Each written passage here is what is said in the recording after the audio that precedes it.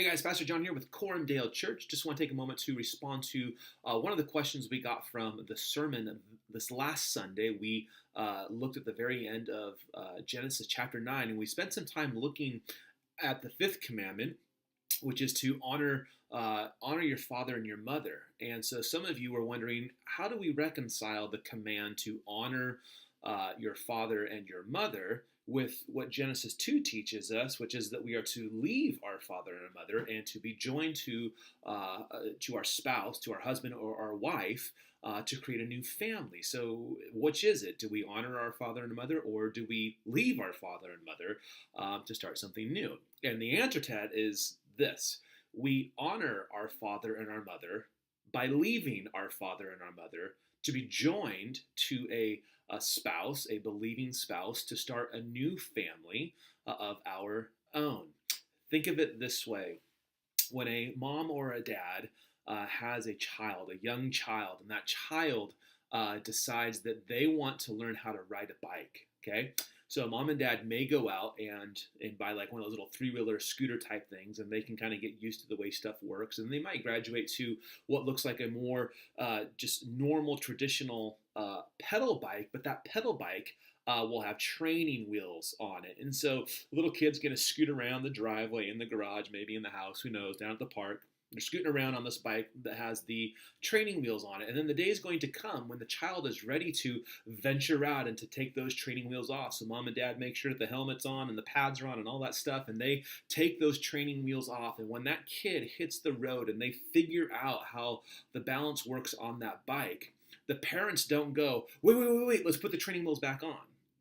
No, the whole purpose, the whole process has been to get the child to the point where they can ride the bike without the training wheels. And the child is free, or the child's freedom or mastery of the skill to ride the bike without having mom or dad right there holding them, making sure they stay up, and without needing the training wheels. The child's ability to do this actually honors their mother and their father, who have been training them and preparing them for this very thing. That same principle applies to leaving our father and our mother and starting a new family. When we become mature human beings, adults, that are ready to leave the house, that are ready to start a new family, to start a new legacy, to give ourselves in the covenant of marriage to a equally yoked spouse, that is another believing person. When we give ourselves and start that new family, we are not dishonoring our mom and or our fathers and our mothers. We're honoring them. We are doing that thing that they have been preparing us to do. They have been training their child to grow up, to be mature, so that they can be an independent adult, so that they can go be fruitful and multiply, so they can start a new family.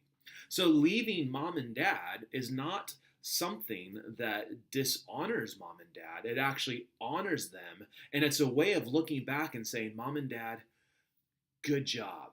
You did well, because you poured your life out into my life so that I can go now be a human being, an independent human being. I can start a new family, and I'm going to get to pour my life into my children in the same way that you poured your life into me. So when we give ourselves in marriage to an equally yoked spouse, we're not dishonoring mom and dad. We're actually honoring their work and doing the thing that they have been preparing us to do. So I hope that clarifies that issue. If you have any questions, please, as always, feel free to ask me. You can email me at john@corumdalechurch.org, or pull me aside on a Sunday morning if you have the opportunity. Either way, I'd love to see you, and hope to see you this Sunday at Corumdale Church. All right, take care.